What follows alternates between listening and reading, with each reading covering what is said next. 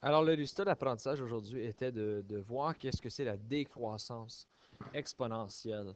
Donc, dans les dernières leçons, on a vu la croissance exponentielle lorsqu'il y a un facteur de croissance. Donc, j'augmente par une régularité de multiplication. Et maintenant, on va voir lorsque je diminue par une régularité de multiplication. Il ne faut juste pas oublier que l'équation n'a pas changé. Pour une fonction exponentielle, c'est ta valeur initiale fois ton facteur exposant ton temps n.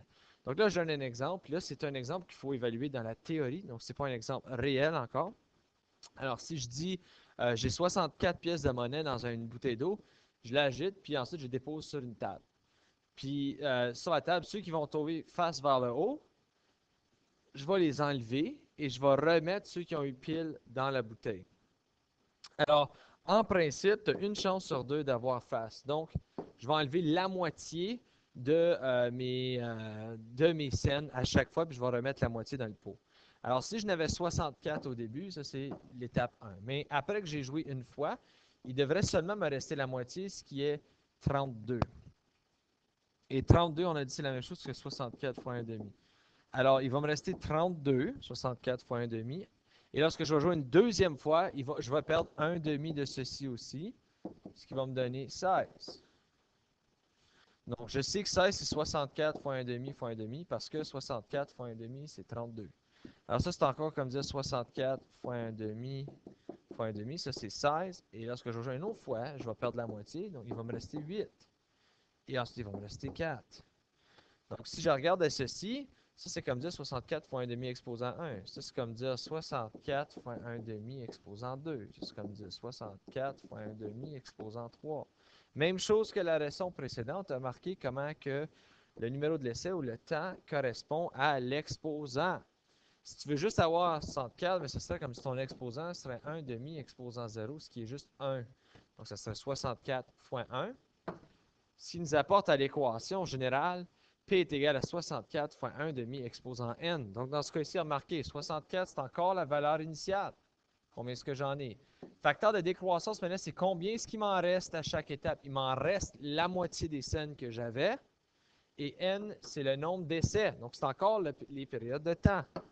Fait que si je remarque à la différence entre VI, regardez ici, 2 exposant n, ça c'est une croissance exponentielle, 1,5 c'est une décroissance. La différence, croissance exponentielle, ton facteur va être plus grand que 1 parce qu'il faut qu'il augmente.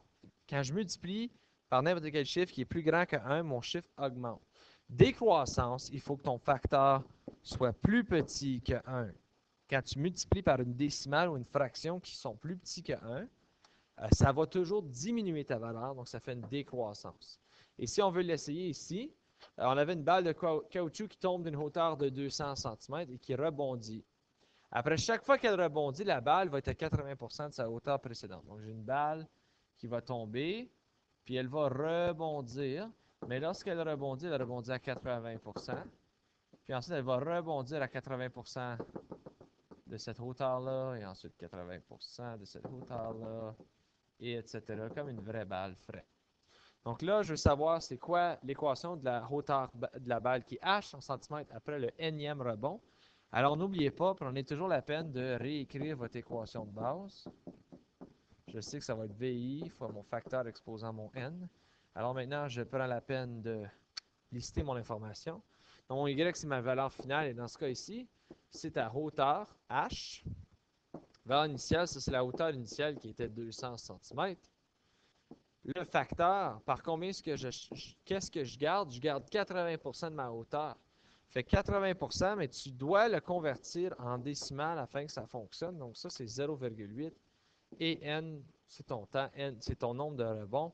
On a dit d'utiliser n encore une fois comme variable. Donc là, je vais remplacer ça dans mon équation. Ça me donne que h est égal à 200 fois 0,8 exposant n comme équation.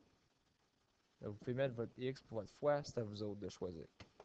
Donc là, si je veux savoir la hauteur de la balle après le cinquième rebond, donc je sais maintenant que n est égal à 5. J'ai 5 rebonds, ce qui veut dire que je cherche h qui est égal à 200 fois 0,8 exposant 5. Donc je cherche c'est quoi la hauteur après qui est bondi 5 fois. Donc là, tu prends ta calculatrice, n'oublie pas P de masse, s'il vous plaît. Alors, je sais que ça va être 0,8 exposant 5 en premier. Et tu fais ceci fois 200. Ça va donc me donner que ma hauteur, c'est 65,54 cm. Donc, elle est rendue à 64,54 cm lorsqu'elle a rebondi 5 fois. Ceci met fin à la leçon d'aujourd'hui. Si jamais vous avez des questions, n'hésitez pas à m'envoyer un message sur Edmodo.